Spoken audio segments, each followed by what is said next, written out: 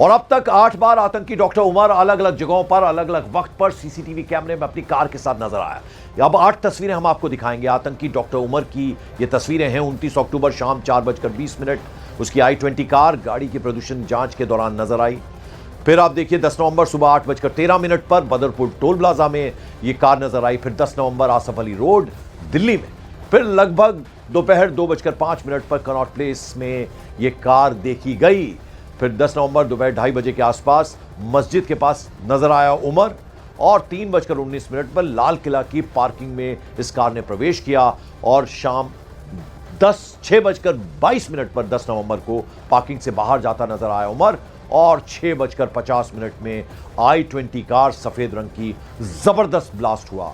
तो ये पूरा आप देखिए अलग अलग तस्वीरों के जरिए हम दिखाने की कोशिश कर रहे हैं कि कैसे 8 तस्वीरों के जरिए कि ये कहां कहां कार गई, कैसे प्रदूषण चेक किया गया। बदरपुर टोल प्लाजा में नजर आई 29 अक्टूबर और उसके बाद फिर 10 नवंबर की बाकी की तस्वीरें हैं। मस्जिद के पास नजर आया दोपहर 2:30 बजे। फिर 3:19 पर लाल किले की पार्किंग में प्रवेश किया। आसफ अली रोड पर भी यानी वहीं से होकर गुजरा था। 10 नवंबर दोपहर 2:05 पर कनॉट प्लेस के आसपास नजर आया। 6:22 पर पार्किंग से बाहर निकलती हुई ये कार नजर आई और फिर 10 नवंबर शाम 6:50 पर यह जबरदस्त ब्लास्ट हुआ। वो आप तस्वीर में देख सकते हैं।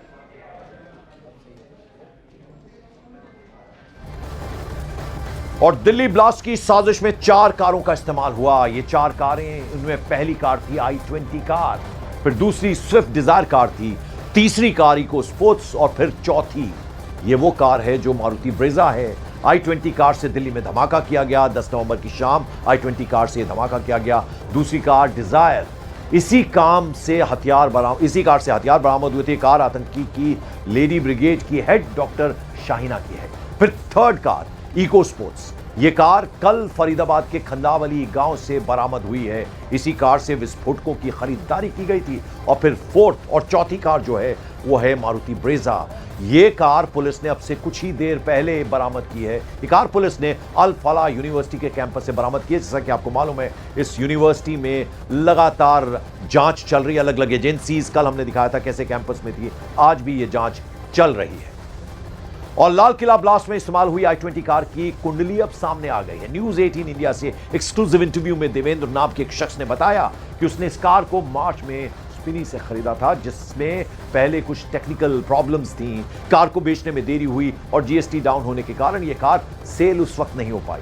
इसके बाद एक कस्टमर सोनू ने कार को OLX पर बेचा। देवेंद्र ने यह भी बताया कि सलमान खान के नाम पर यह कार थी, लेकिन उसे नहीं पता कि इस कार को अंत में उमर या फिर उसके साथियों ने खरीदा। पुलिस को यह सारी की सारी इंफॉर्मेशन दे दी गई है।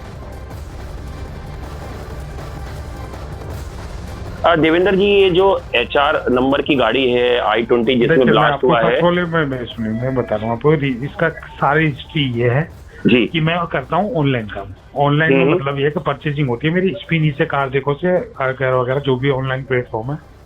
ये गाड़ी मैंने मार्च में स्पिनी से गाड़ी खरीदी थी। स्पिनी से लेने के बाद गाड़ी में कुछ ज्यादा मेजर इशू था तो गाड़ी तैयार होने में टाइम लग गया और टाइम लेने के बाद गाड़ी सेल आउट हुई नहीं क्योंकि बीच में जीएसटी वगैरह डाउन हो गई। ठीक है। अब एक कस्टमर मेरे दूसरे ऑफिस पे, मतलब कोई जो अपना एक दूसरा सेकंड मतलब पड़ोसी होता है, दूसरा डीलरशिप है रॉयल कार जोन, वहाँ उन्होंने OLX पे गाड़ी डाल रखी थी। वहां से कोई कस्टमर उनके टाइप में आया, उन्होंने वो गाड़ी दिखाई, उन्होंने उनसे सौदा किया। मैं उनसे सोनू नाम है, रॉयल कार जोन। ठीक है। उन्होंने ये गाड़ी वहां पे दिखाई, दिखाने के बाद उनसे डील करी। अब ये मुझे भी नहीं पता थी कि गाड़ी गई किसको है किसको नहीं गई। तो हमारे बीच में एक अलग तरीका का होता है कि भाई गाड़ी हम दिखा रहे हैं, ट्रांसफॉर्म कराएंगे, तो जैसे भी उनका प्रोसीजर है। ठीक है। तो ये गाड़ी वहां पे सेल आउट हुई और सेल आउट होने के बाद उसका पेमेंट मोड क्या था या उसके किस तरह से डील हुई, कितने में हुई, वो भी मुझे नहीं पता। ठीक है। तो ये गाड़ी वहां से सेल आउट हो गई। जब ये पुलिस वाले मेरे पास आए थे तो मैंने उनको जितनी भी आईडी वगैरह उसकी थी, जिस बंदे ने गाड़ी ली है उसकी फोटो वगैरह शायद मीडिया पे सब पे ही है वो वीडियो, तो वो सब कुछ मैंने उनको प्रोवाइड करा दिया जितना मेरे से हो सका। आप ये जानते हैं देवेंद्र जी, इसका मालिकाना हक किसका? पहले गाड़ी शोरूम से सबसे पहले किसने खरीदी थी?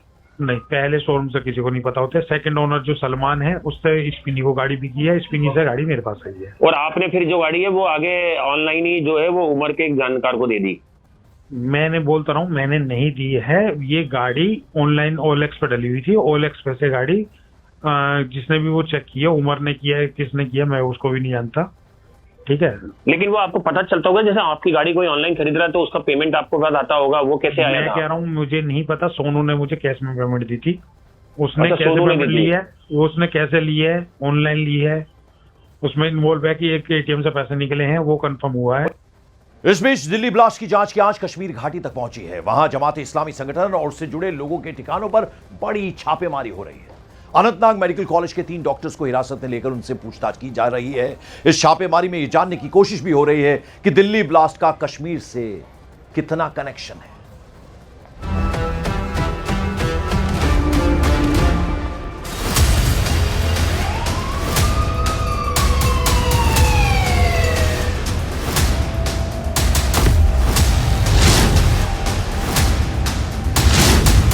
दिल्ली में ब्लास्ट, कश्मीर में पड़ी रेड।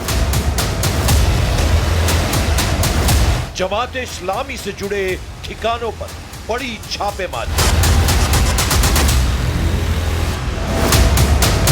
कश्मीर में 500 लोगों के ठिकानों पर पुलिस की मेगा रेड।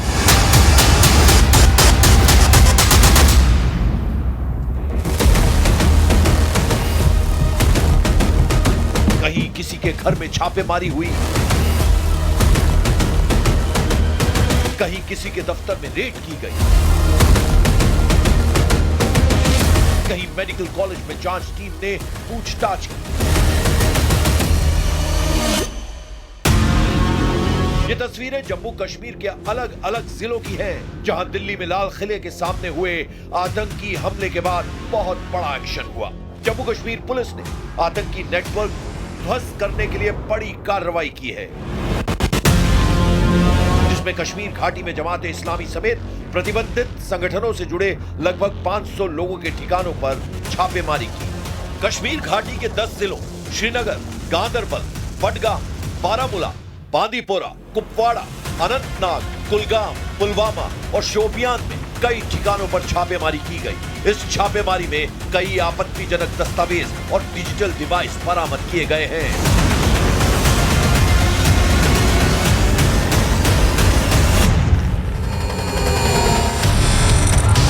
पुलिस अधिकारियों के मुताबिक ये एक्शन विश्वसनीय खुफिया सूचनाओं पर किया गया, जिसमें जमात इस्लामी के सदस्यों और ओवरग्राउंड वर्कर्स के घरों, दफ्तरों की तलाशी ली गई है। जम्मू कश्मीर में दिल्ली ब्लास्ट केस को लेकर बड़ी कार्रवाई सामने आई है। CIK यानी काउंटर इंटेलिजेंस कश्मीर ने घाटी के 13 ठिकानों पर छापेमारी की है। ये रेड श्रीनगर से दिल्ली तक फैले ब्लास्ट केस की जांच से जुड़ी बताई जा रही है।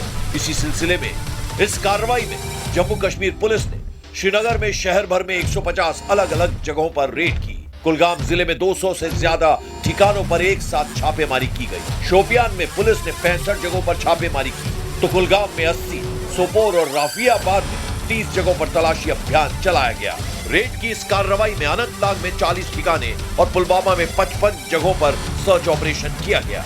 वहीं बारामूला और कुपवाड़ा में 65, गांदरबल में 25, तो अवंतीपोर में 30 जगहों पर छापे डाले गए हैं।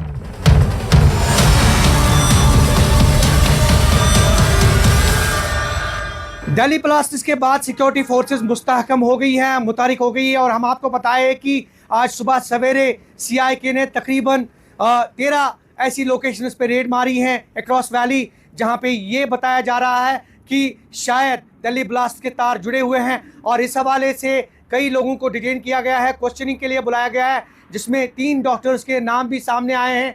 और हम आपको बताएं कि कुलगाम और अनंतनाग से तकरीबन 3 ऐसे डॉक्टर्स के नाम सामने आए हैं जिनको क्वेश्चनिंग के लिए बुलाया गया है। फिलहाल ये सिलसिला जो है ये तूल पकड़ता हुआ दिखाई दे रहा है और कई मजीद लोगों की गिरफ्तारी जो है वो मुतवक्का है और मजीद इंकशाफात जो है वो मुतवक्का है। और ऐसे में हम ये बताएं आपको कि अगर हम जम्मू कश्मीर पुलिस की बात करें, दीगर सिक्योरिटी एजेंसीज़ की बात करें, तो वो मुतहरिक हो गई हैं और कहीं ना कहीं कई जगहों पे रेड्स जो है वो कंडक्ट की गई है। अनंतनाग की तस्वीरें देखिए, यह वही मेडिकल कॉलेज है जहां लॉकर से AK-56 राइफल बरामद हुई थी। काउंटर इंटेलिजेंस कश्मीर की टीम ने अनंतनाग डिस्ट्रिक्ट के सरकारी मेडिकल कॉलेज में रेड की, जहां 3 डॉक्टरों को हिरासत में लिया गया, जिसमें doctor Umar, doctor Muzaffar, doctor Abdul Majeed के नाम शामिल हैं। जांच एजेंसियां अब इन डॉक्टरों के संभावित कनेक्शनों की गहराई से पड़ताल कर रही है।